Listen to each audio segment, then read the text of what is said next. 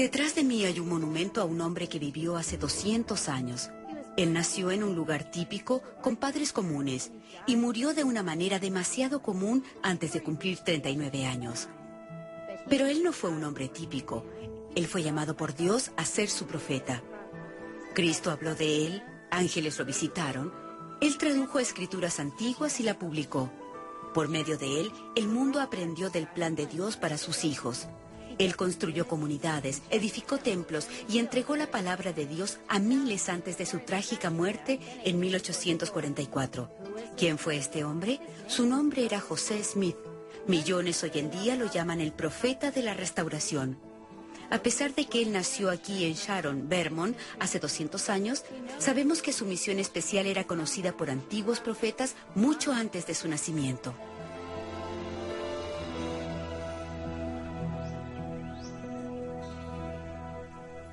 Nuestro Padre Celestial no deja nada al azar, especialmente cuando se trata de la salvación de sus hijos. Él ha planeado y se ha preparado para lograr sus propósitos desde el comienzo. Y él sabía que llegaría un día en que la restauración de las verdades divinas sería necesaria debido a una apostasía. Y una parte de la restauración divina, que fue preparada mucho tiempo antes de que ocurriera, fue el llamamiento del profeta José Smith. El llamamiento y la preparación e incluso el entrenamiento del profeta José Smith no fue un accidente.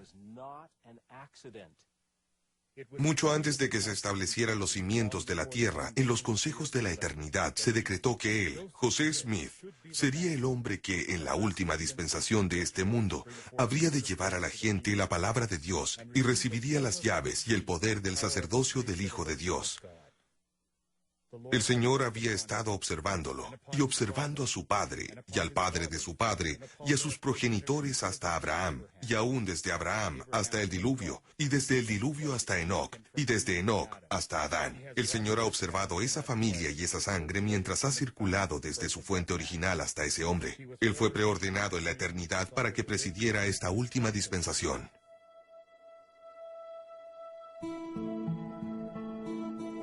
La historia del profeta José Smith no comienza aquí en Sharon, Vermont, y no termina en Carthage, Illinois. Muchos profetas, antiguos profetas, algunos de los más grandes profetas y videntes que han caminado la tierra, han conocido y profetizado de la misión del profeta José Smith. Y esto realmente comienza con nuestro primer padre, Adán. Él reunió a su posteridad en el valle de Adán, Hondi y Amán. Y el Espíritu Santo le ayudó a profetizar todas las cosas que le ocurrirían a su posteridad hasta la última generación.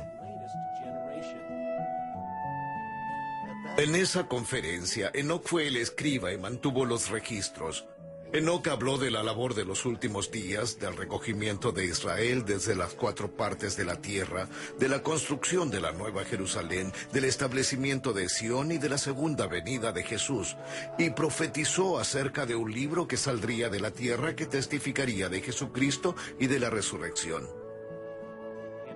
Hoy en día, el presidente Ezra Taft Benson, uno de los sucesores de José Smith, ha dicho que hemos visto el cumplimiento de la profecía de Enoc, que la virtud bajó del cielo cuando el Padre y el Hijo se aparecieron al joven profeta José.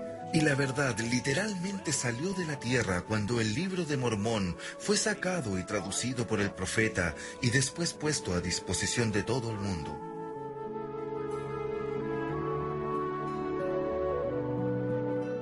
A lo mejor, la profecía más específica relacionada con José Smith en estos últimos días provino de un antiguo profeta, José, que fue vendido a Egipto. Él se refirió a un vidente escogido que el Señor levantaría de una rama escogida en los últimos días. Finalmente, José de la antigüedad profetizó que se llamaría José y que el nombre de su padre sería José. Otro fue Moisés. Moisés fue visto como uno de los más grandes profetas, y el Señor le dijo que debía escribir una historia de la creación de la tierra. Pero también le dijo que ciertas partes serían sacadas del libro. Y en el día en que los hijos de los hombres menosprecien mis palabras y quiten muchas de ellas del libro que tú escribas, He aquí, levantaré a otro semejante a ti, y de nuevo existirán entre los hijos de los hombres, entre cuantos creyeren. Ese gran profeta, a quien el Señor le dijo a Moisés que sería como él, es el profeta José Smith. Otro antiguo profeta que supo y vio la misión divina del profeta José Smith fue Isaías. Él habla acerca de un futuro sirviente que aparecerá, que cumplirá propósitos divinos y que será instrumental en traer la palabra del Señor a muchas personas. Y esta profecía, sorprendente en su contenido, describe las características específicas, atributos y acciones de este futuro sirviente. Este es un sirviente que sería llamado desde el vientre de su madre. En otras palabras, él sabría que fue preordenado. Este es un profeta que supo que él había sido preordenado. Este es un profeta que hablaría las palabras del Señor. Así dice el Señor. Este es un profeta que sería una luz a los gentiles. Desde el comienzo del profético joven ministerio de José Smith, él fue enseñado y aconsejado por muchos de los profetas antiguos, muchos seres celestiales. Comenzó, por supuesto, con la visión del Padre y del Hijo. Y le enseñaron algo, pero por lo que sabemos fue algo breve. Pero 3 cortos años más tarde, José Smith fue instruido extensamente en una serie de visitas del profeta Moroni. Desde ese evento, los cielos parecieron abrirse continuamente al joven profeta. José Smith fue apartado por el Todopoderoso de acuerdo a los consejos de los dioses en los mundos eternos, para introducir los principios de vida entre la gente, de los cuales el Evangelio es el gran poder e influencia, y por medio del cual la salvación puede llegar a todos los pueblos, naciones, tribus, lenguas y a todos los mundos. Los principios que lo han colocado en comunicación con el Señor y con los antiguos profetas y apóstoles. Hombres como Abraham, Isaac, Jacob, Noé, Adán, Set y Enoc. Él parece conocer a estas personas tanto como nosotros nos conocemos unos a otros. ¿Por qué? Porque él tuvo que comenzar una dispensación que fue llamada la dispensación del cumplimiento de los tiempos, y fue conocida de esa manera por los antiguos sirvientes de Dios.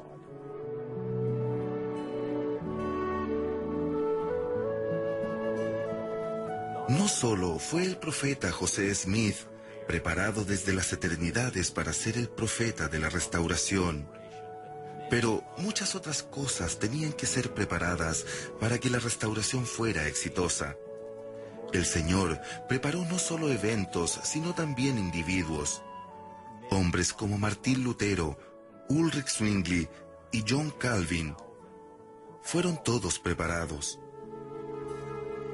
Algo absolutamente esencial para el éxito de la restauración fue el descubrimiento, la colonización y el establecimiento de esta nación americana.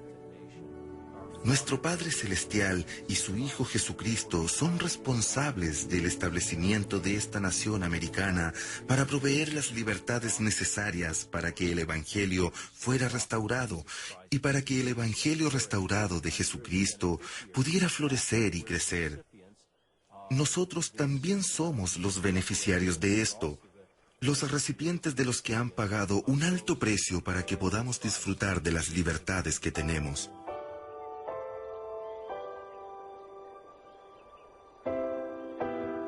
No puede haber ninguna duda de que la familia de José Smith estaba siendo preparada para un profeta de Dios.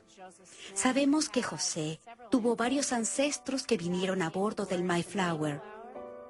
Fueron personas importantes en la colonia de Plymouth. También sabemos que lucharon en las guerras de la Revolución.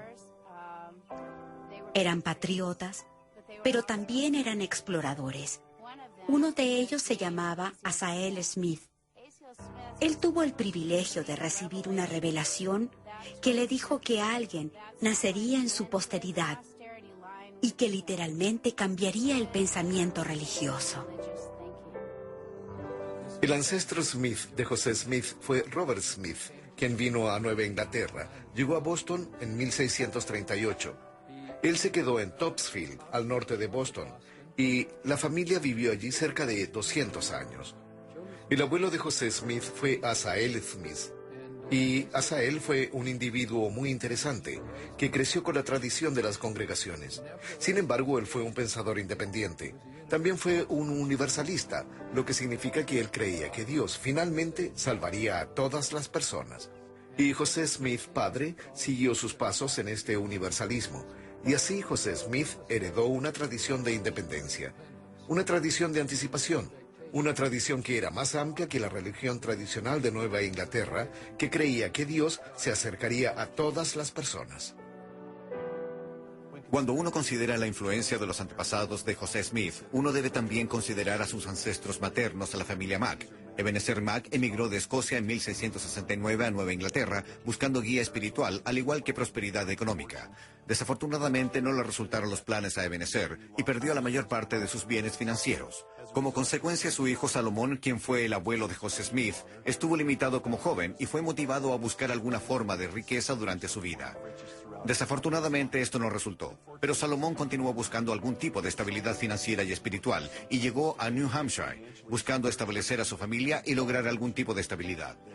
Esto influyó grandemente en José Smith y en su herencia familiar, mientras buscaban estabilidad espiritual al mismo tiempo que algún tipo de estabilidad financiera. José Smith padre y Lucy Mack Smith se conocieron en el almacén general en Pembridge, Vermont, que era propiedad de Stephen Mack, el hermano de Lucy Mack. Después que se conocieron, se enamoraron y eventualmente se casaron. Se fueron a vivir a un lugar llamado Turnbridge, Vermont, donde José Smith padre trabajaba como granjero. Eventualmente un negocio de tipo empresarial llevaría a los Smith a otro lugar.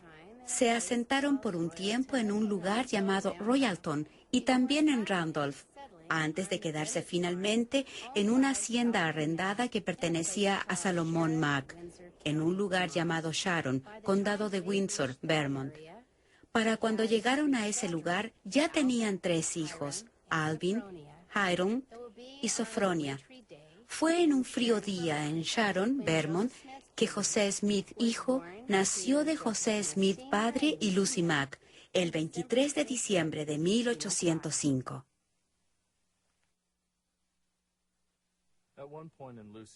Lucy se enfermó de tuberculosis en un momento de su vida e hizo que un ministro metodista la visitara y la motivara a buscar la religión, a ser salvada. Y ella comenzó a preocuparse mucho de su alma. Y en ese momento hizo un convenio con Dios, una promesa de que si Él la ayudaba a mejorar, ella pasaría su vida sirviéndole y buscando el camino correcto. Ella cumplió su promesa, sin embargo nunca se sintió satisfecha espiritualmente.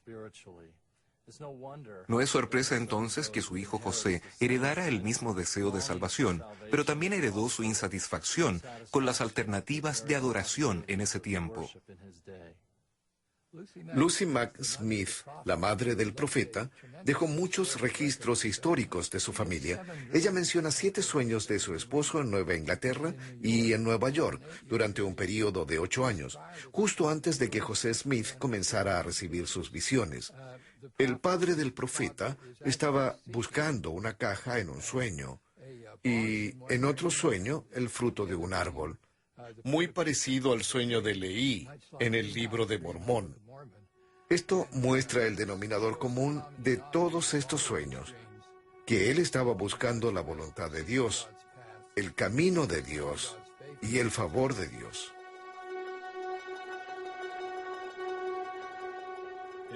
En 1811 la familia Smith se mudó a Lebanon, New Hampshire, y a fines de 1812 hubo una epidemia de fiebre tifoidea que afectó a toda la parte superior del valle del río Connecticut. 6,000 personas murieron. Fue un sufrimiento muy grande y la familia Smith no se escapa a él. Uno a uno los niños se fueron enfermando de tifoidea y la hermana de José, Sophronia, que es un poco mayor que él, estuvo enferma por 3 meses y casi muere. José también tuvo la fiebre y parecía estar recuperándose.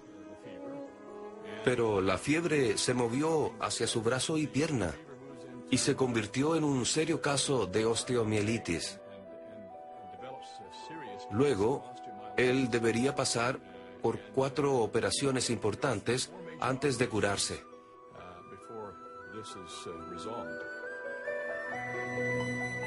Todas estas operaciones se efectuaron sin anestesia a un joven que de cierta manera se hizo cargo de lo que estaba ocurriendo. Los doctores vinieron a examinarle su pierna varias veces y abrieron el hueso de la pierna izquierda, la tibia, y lo rasparon. El tejido muerto en el hueso había avanzado tanto que incluso consideraron amputar la pierna. Por supuesto, la madre y José dijeron que no lo permitirían. A 24 kilómetros de distancia está la Escuela de Medicina de Dartmouth. Y Nathan Smith era el jefe de cirugía y profesor, y creó la Escuela de Medicina en Dartmouth. Y a él lo llamaron y vino a ayudar. Nathan Smith es único. Él es poco común ya que estaba experimentando en una época cuando la cirugía no era muy conocida. Pero él fue con sus herramientas a trabajar. Perforaron el hueso largo y quebraron la parte infectada. Hubo mucha sangre y muchos gritos.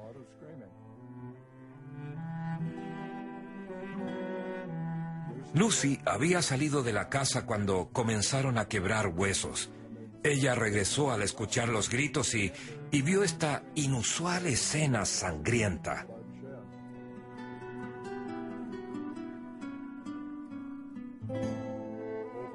A medida que pasó el tiempo, la operación resultó un éxito y José no perdió la pierna. La recuperación fue larga. José iría a Salem a quedarse con su tío Jesse Smith, donde pensaron que la brisa del mar le ayudaría a su recuperación. Él usó muletas por casi 4 años, hasta que su pierna finalmente se curó. Es increíble pensar acerca de esta experiencia, de que el doctor, aparentemente el único doctor en esa época que había comenzado a usar técnicas experimentales para tratar estados avanzados de osteomielitis, estaría a 8 kilómetros de la casa de José Smith. También es importante considerar que José Smith no entendía mucho en esa época lo importante que sería para él tener su pierna. Él iba a hacer muchos viajes de ida y vuelta entre Kirtland y Missouri y otras localidades. Así, podemos ver la mano de Dios aquí, preparando y cuidando a este joven, quien se iba a convertir en profeta al preservar su pierna de una manera maravillosa. Con cuentas médicas devastadoras y luchando para subsistir como granjeros en el río Connecticut, la familia Smith pensó en mejorar su situación mudándose a Norwich, Vermont. Allí nuevamente trataron de ganarse la vida cosechando, pero en los años 1814, 15 y 16 sus cosechas fueron un fracaso, una situación demasiado conocida para los granjeros de Nueva Inglaterra.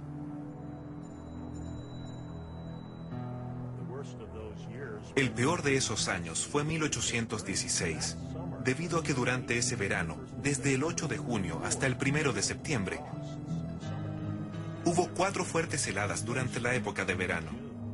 Hubo una tormenta de nieve en junio, así que virtualmente destruyó todas las plantaciones en Nueva Inglaterra. La razón para este terrible cambio de clima fue, aparentemente, un gran volcán en una pequeña isla cerca de la costa de Indonesia. Un enorme volcán allí hizo erupción, volando cerca de 1.200 metros de la parte de arriba del volcán, lanzando a la atmósfera 104 kilómetros cúbicos de escombros. Así que la cosecha de la familia Smith y las de todos los demás quedaron arruinadas ese verano, y muchos de ellos, incluyendo a la familia Smith, fueron en busca de mejores horizontes, mudándose a un clima más benigno, como Nueva York y Pensilvania en este caso. El padre de José había ido a Palmira a establecer un lugar para la familia y para enviar la carreta y el conductor. Pero Lucy dijo que este hombre resultó ser, en sus palabras, un miserable sin principios. Él estaba bebiendo. gastando el dinero del viaje en él. Y además, José, quien estaba débil, que recién había dejado de usar muletas, se vio forzado a caminar en la nieve debido a que Caleb Howard se había hecho amigo de otra familia que iba por el mismo camino y tomó el lugar de José en la carreta con un par de mujeres jóvenes con quienes él quería conversar. Howard me sacó de la carreta y me hizo caminar en la nieve en mi débil estado 64 kilómetros cada día por varios días, y durante este tiempo sufrí de mucho dolor y cansancio. Y todo esto para que el señor Howard pudiera disfrutar de la compañía de 2 de las hijas del señor Gates, las cuales él puso en la carreta donde yo debería haber viajado. Y él continuó haciendo esto día tras día durante el viaje. Y cuando mis hermanos protestaban al señor Howard por cómo me estaba tratando, él les pegaba con la parte trasera de su látigo. En la parte final del viaje, Lucy despidió a este conductor sin principios. El señor Howard.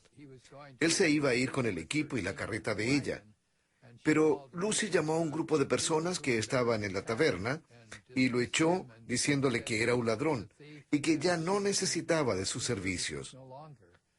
Entonces, Lucy hizo arreglos para que José viajara en el trineo de una familia que los acompañaba.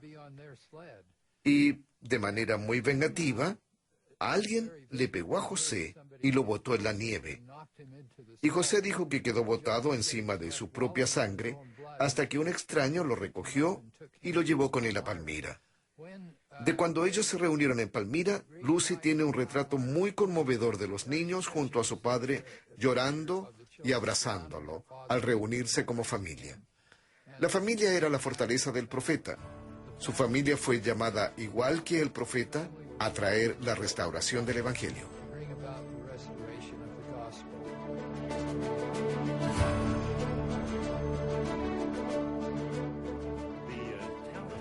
El pueblo de Palmira, que la familia Smith fundó cuando emigró de Vermont, era un pueblo próspero.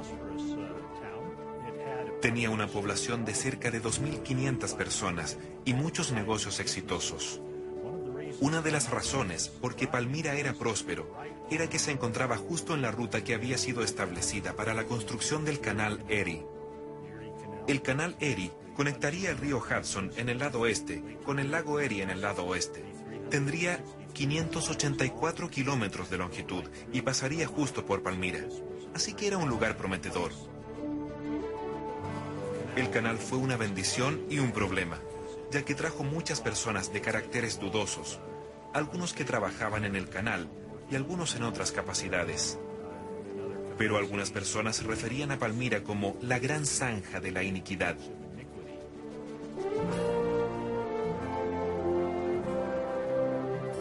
Cuando la familia Smith llegó a Palmira a principios de 1817 y la familia estaba toda reunida, se sentaron y conversaron sobre lo que debían hacer en el futuro para ganarse la vida. Decidieron dedicarse a la agricultura. Encontraron un terreno justo al otro lado del límite del pueblo en Manchester que les gustó inmediatamente. Y digo que les gustó inmediatamente porque poseía los recursos para bendecir sus vidas. Por ejemplo, tenía el roble que sería necesario para el trabajo de madera.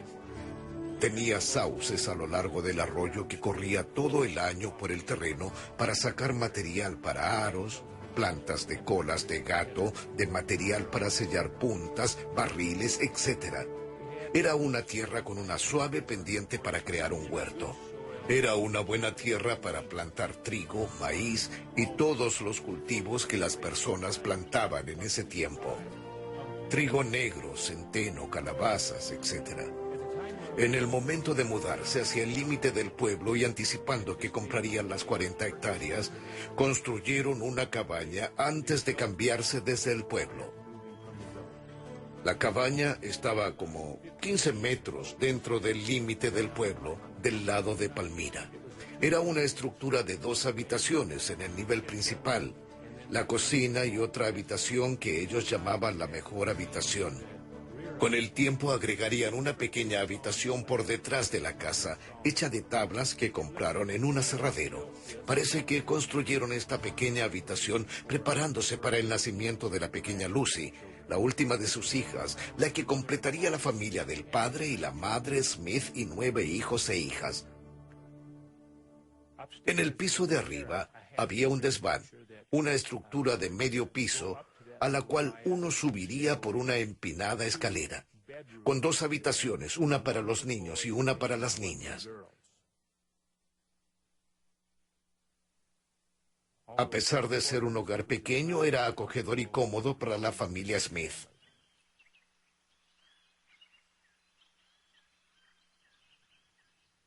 La familia Smith pasó largos días construyendo su casa y montando la granja. El sacar restos de árboles y arar la tierra les ocupaba mucho de su tiempo mientras luchaban para lograr una seguridad financiera. Y trabajaban mucho para asegurarla. Aunque la estabilidad económica era una gran preocupación para la familia Smith, fue su continua búsqueda de la verdad la que resultó tener una importancia eterna. Entre el nacimiento del papá Smith y Lucy Smith, su futura novia, la Revolución Americana comenzó en Massachusetts. Y con la Revolución Americana, el país cambió de una economía agraria a un tipo de economía industrializada. Y para muchas personas eso significaba oportunidades y riqueza. Y para la familia Smith parecía siempre ser así. Siempre están a punto de lograrlo, pero nunca lo lograban. Un percance tras otro. Y la nueva libertad, extrañamente, produce no solo autonomía y oportunidad, sino también crea nuevas preocupaciones. Y la proliferación de iglesias con la Revolución Americana y los primeros años de la República pueden verse como una manifestación de esto. Los ministros estaban preocupados que a medida que la frontera se expandiera, la gente se alejaría de las iglesias, geográfica y espiritualmente. Y como resultado, nuevos ministros y nuevas iglesias estaban bajo prueba. Era un periodo de agitación religiosa y de un gran despertar. De hecho, algunos historiadores lo llaman el segundo gran despertar. José Smith creció durante el resurgimiento más grande en la historia del mundo. Él estaba viviendo en una nación de libertad. Él estaba viviendo en una nación donde había más personas sin iglesia que en cualquier otra tierra cristiana. Él estaba viviendo en una nación de muchas creencias, y las iglesias que crecieron durante este tiempo eran las iglesias que resolvieron el problema creado por la expansión hacia el oeste. Estas iglesias eran los metodistas, los bautistas y los presbiterianos. Había muchas personas en la situación de José Smith. Estaban preocupadas, fueron convertidas y se hacían la pregunta, ¿a cuál iglesia debo unirme? Lucy Mack Smith, la madre de José, escribió una historia de su familia, la cual es centrada alrededor de 2 temas. Es claro que estaban preocupados de cómo iban a progresar, de cómo iban a pagar sus cuentas en esta nueva economía que trajo todo tipo de dificultades y desafíos.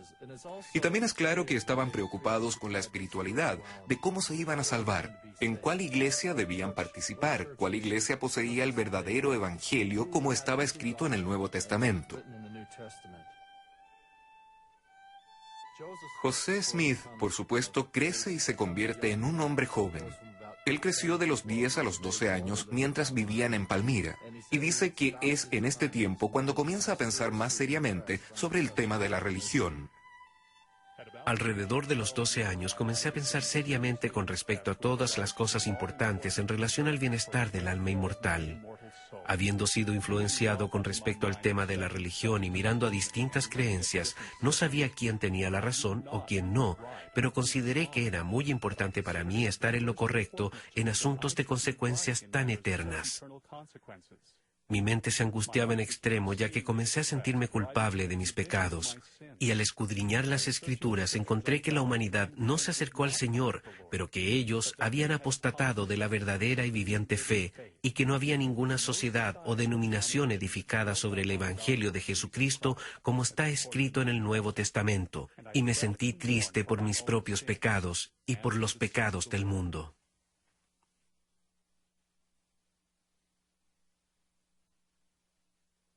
Durante este periodo, José Smith estaba involucrado en una búsqueda para decidir a cuál iglesia unirse, y él indudablemente, junto con otros en la comunidad, asistieron a muchas reuniones al aire libre, que era una de las técnicas usadas por los ministros durante este tiempo para presentar el evangelio que ellos entendían a la gente en esa región. Algunas de estas reuniones duraban varios días, incluso hasta una semana. Los ministros construían una plataforma donde se paraban o simplemente lo hacían sobre troncos cortados, predicando día tras día. Muchas personas se entusiasmaron con la religión durante estas animadas reuniones. Anualmente, la Iglesia Metodista llevaba a cabo conferencias por todo Estados Unidos, Inglaterra y Canadá. Una de estas conferencias era llamada la Conferencia de Genesee. Uno de los ancianos que presidía la conferencia era George Lane. No sabemos cuándo exactamente José Smith se reunió con él bajo su tutelaje, pero sabemos que lo hizo. Y William Smith dijo que George Lane en algún momento predicó un sermón titulado ¿A cuál iglesia debo unirme? O ¿A qué iglesia debo unirme? Y usó como su texto Santiago 1:5. Pero repentinamente él comienza a leer la Biblia en forma diferente. Él deja de verla como era vista por todos alrededor de él, principalmente como una especie de archivo de los asuntos de Dios con la humanidad. Y comenzó a verla como un libro de ejemplos, como una invitación a recibir su propia revelación. Y si alguno de vosotros tiene falta de sabiduría, pídala a Dios. José se sintió profundamente impresionado por esta idea y decidió probarla él mismo. Agobiado bajo el peso de las graves dificultades que provocaban las contiendas de estos grupos religiosos, un día estaba leyendo la epístola de Santiago, 1 capítulo y 5 versículo, que dice: «Y si alguno de vosotros tiene falta de sabiduría, pídala a Dios, el cual da a todos abundantemente y sin reproche, y le será dada». Ningún pasaje de las Escrituras jamás penetró el corazón de un hombre con más fuerza que este. En esta ocasión, el mío pareció introducirse con inmenso poder en cada fibra de mi corazón. Lo medité repetidas veces sabiendo que si alguien necesitaba sabiduría de Dios, esa persona era yo, porque no sabía qué hacer, y a menos que obtuviera mayor conocimiento del que hasta entonces tenía, jamás llegaría a saber, porque los maestros religiosos de las diferentes sectas entendían los mismos pasajes de las Escrituras de un modo tan distinto que destruían toda esperanza de resolver el problema recurriendo a la Biblia. José nos dice que inmediatamente después de leer Santiago 1:5, por lo menos una de las veces que estaba meditando el pasaje, se retiró al bosque a orar, aunque él nunca antes había orado vocalmente en su vida.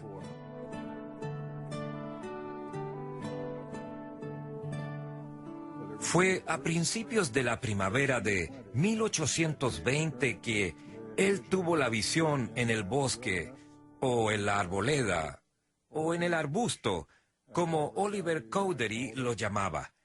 La gente ha tratado de determinarlo por medio de la climatología.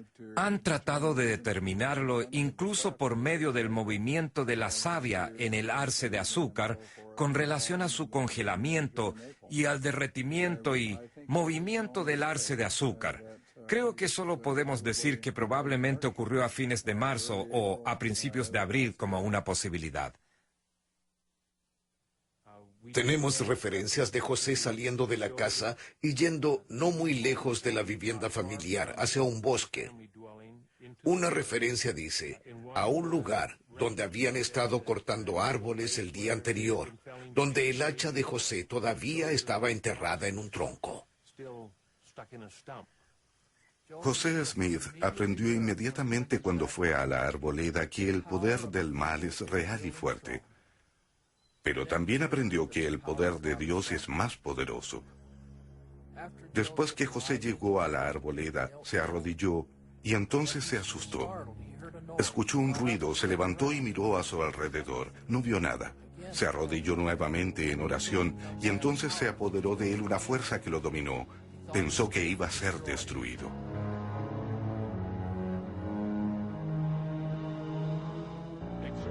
esforzándome con todo mi aliento por pedirle a Dios que me librara del poder de este enemigo que se había apoderado de mí, y en el momento en que estaba para hundirme en la desesperación y entregarme a la destrucción, no a una ruina imaginaria, sino al poder de un ser efectivo del mundo invisible, que ejercía una fuerza tan asombrosa como yo nunca había sentido en ningún otro ser. Precisamente en este momento de tan grande alarma, vi una columna de luz, más brillante que el sol, directamente arriba de mi cabeza, y esta luz gradualmente descendió hasta descansar sobre mí. Al reposar sobre mí la luz, vi en el aire arriba de mí a dos personajes, cuyo fulgor y gloria no admiten descripción. Uno de ellos me habló llamándome por mi nombre, y dijo señalando al otro: «Este es mi hijo amado. Escúchalo».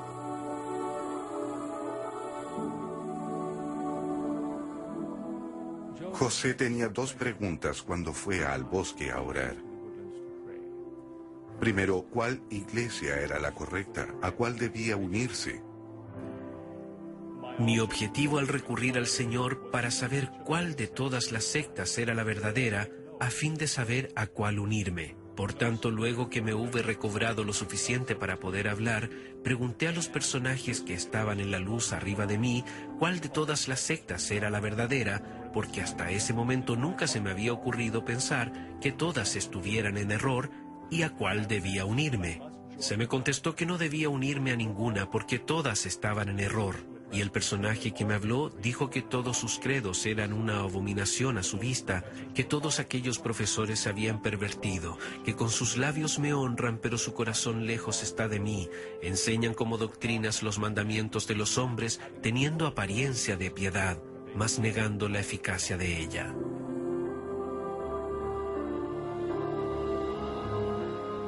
La segunda pregunta de José: ¿cuál es mi situación ante Dios?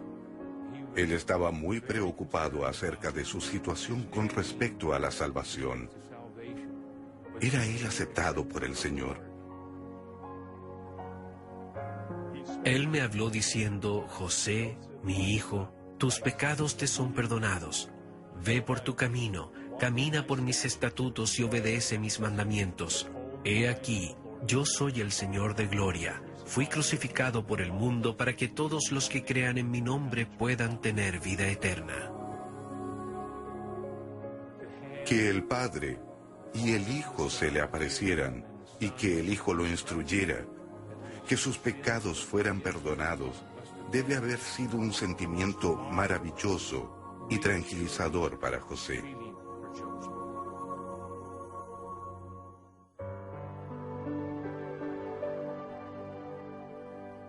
El profeta aprendió muchas cosas mientras estaba en esa reunión acerca del Padre y el Hijo en relación a la naturaleza de Dios, y también aprendió que son personajes separados, y además se enteró de que él mismo tendría un rol muy importante en el futuro del proceso de restauración.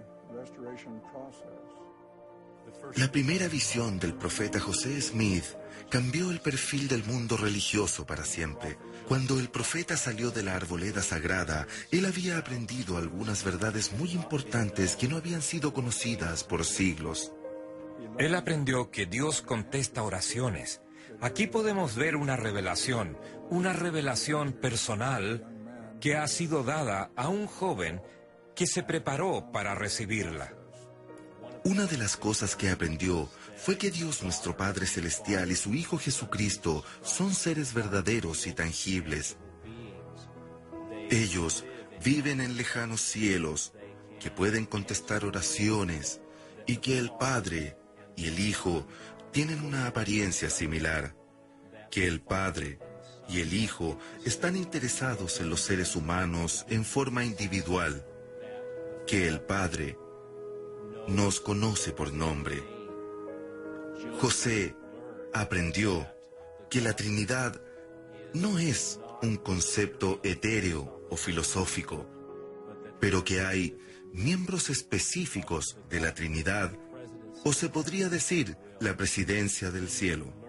Él aprendió que nuestro Padre Celestial ama a su Hijo, su amado Hijo, pero que también testifica de su Hijo y del poder que el Hijo puede tener en nuestras vidas. Esta fue una visión como ninguna otra. Además, José aprendió que Jesús es el Cristo, que Él fue crucificado por los pecados del mundo, que la expiación fue muy real, muy personal, que no fue un concepto filosófico ni simbólico y que realmente ocurrió.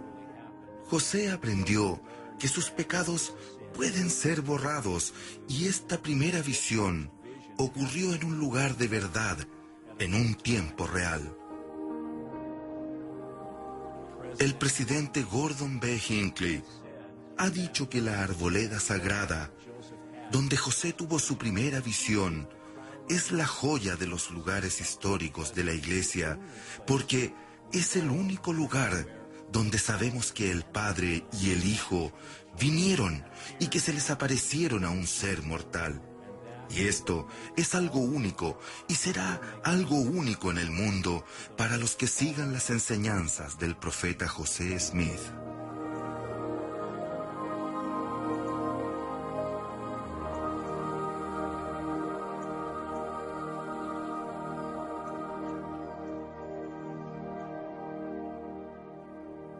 Sabemos que al concluir, a medida que la luz ascendía, él quedó solo y dijo, me encontré de espaldas.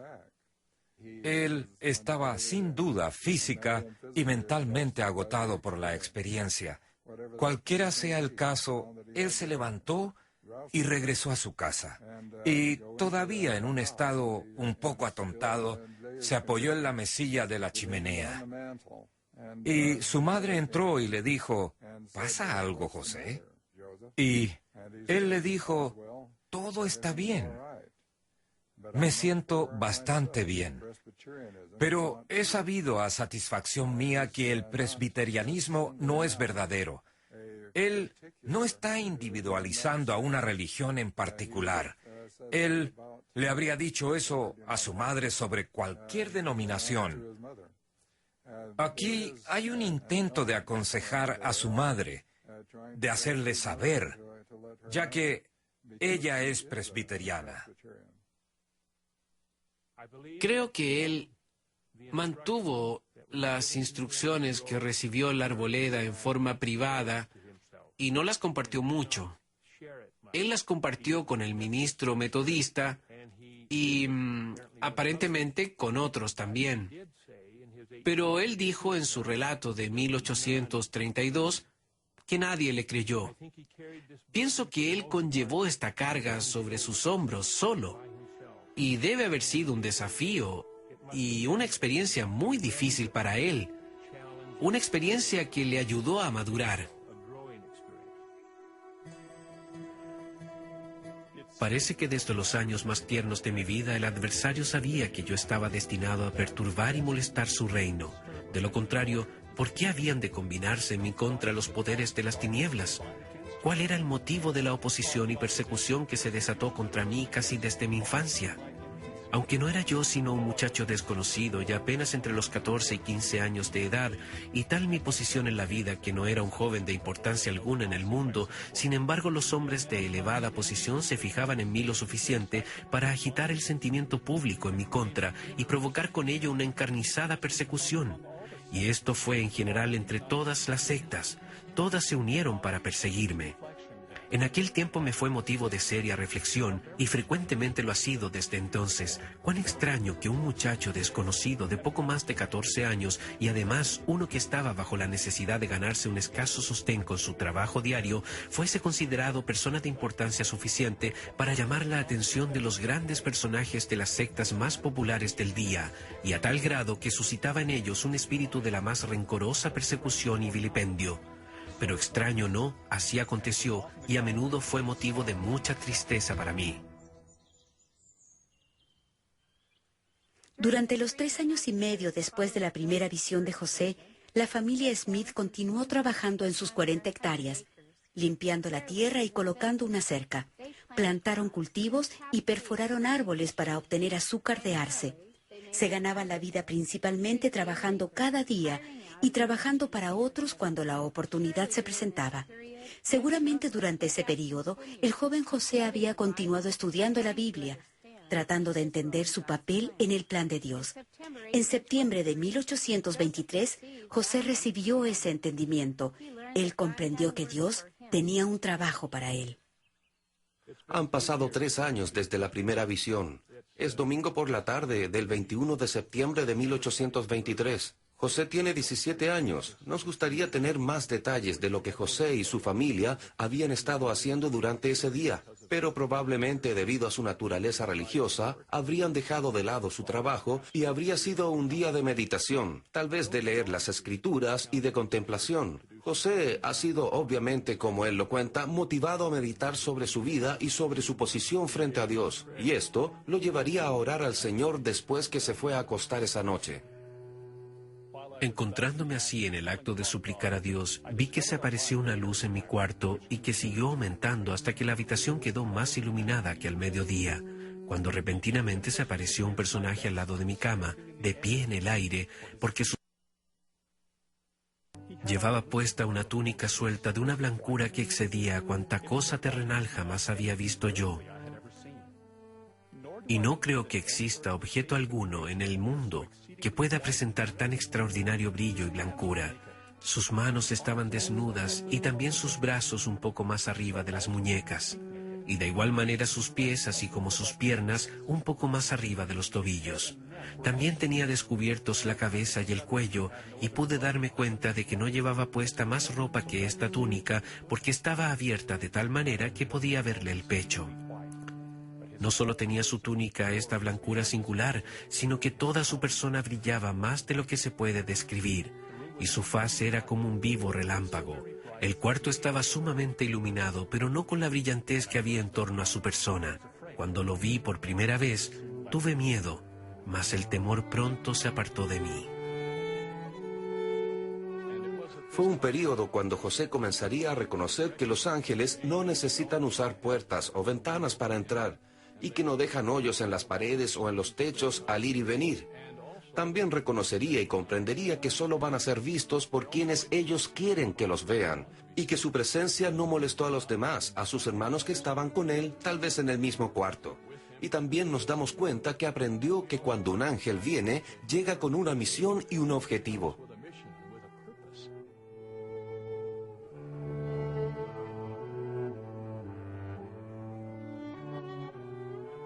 Este mensajero dijo que se llamaba Moroni, y entonces le dijo algo extraordinario a este joven de 17 años.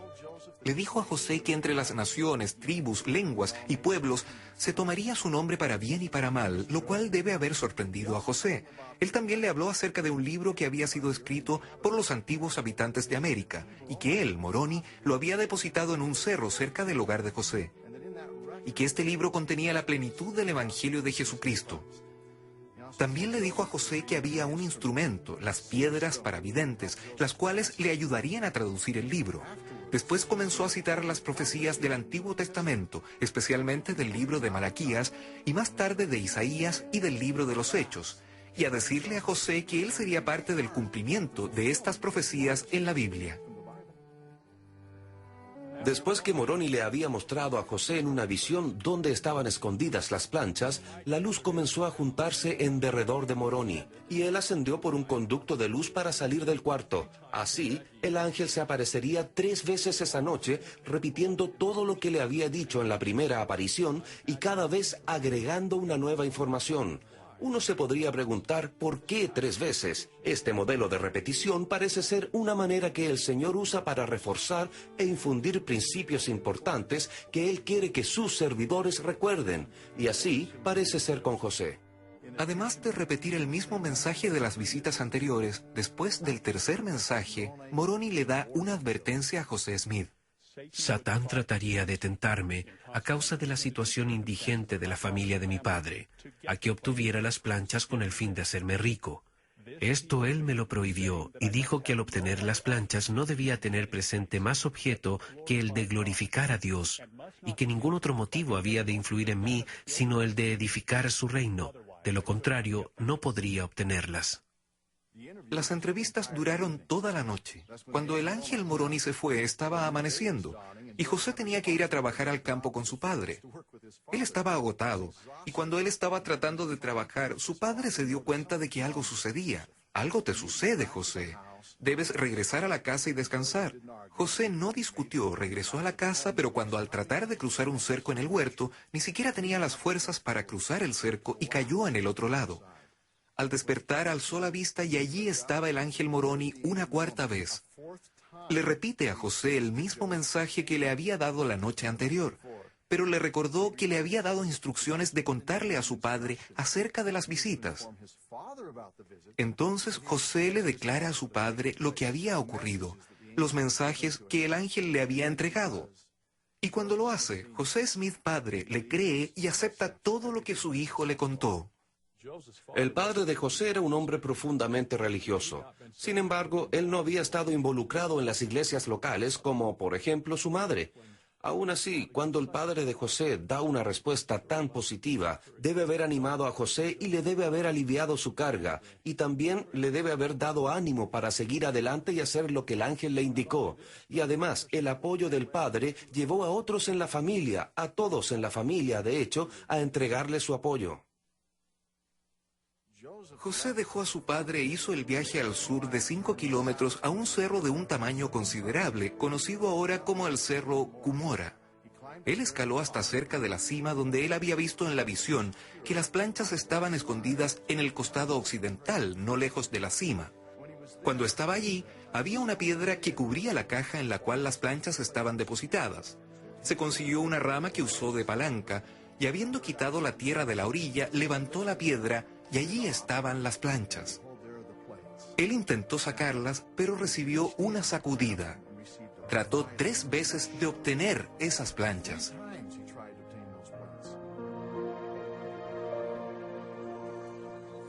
José preguntaba por qué no podía obtener las planchas, y entonces él escuchó una voz que simplemente declaró: porque no has obedecido los mandamientos de Dios. Él se daría vuelta para ver a Moroni allí nuevamente con él en el cerro. Y uno podría preguntarse, ¿estaba José mal preparado para este evento? Para nada. Parece que este es el comienzo. Moroni iba a instruir a José. Ahora es un período para que él comience a ser aconsejado y enseñado, y comenzando con la educación, le mostrarán una visión del poder del mal, al igual que una visión de las glorias de Dios, como Moroni le decía, para que José nunca fuera nuevamente engañado por el poder del maligno.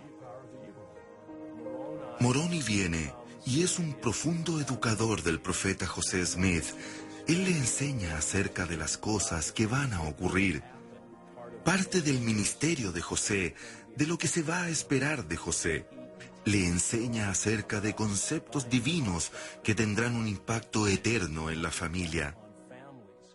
No solo en la familia de José, sino en todas las familias que se hacen miembros del reino del Señor.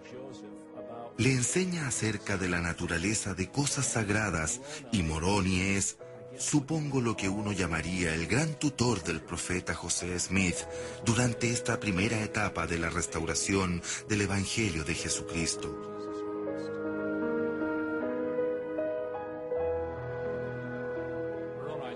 Las visitas de Moroni fueron efectivamente un cumplimiento de la visión de Juan el Revelador sobre otro ángel atravesando el cielo, teniendo el Evangelio eterno. Seguramente las planchas de oro que Moroni le trajo a José Smith contienen el Evangelio eterno. Y esto fue el cumplimiento, por lo menos en parte, de la visión de Juan.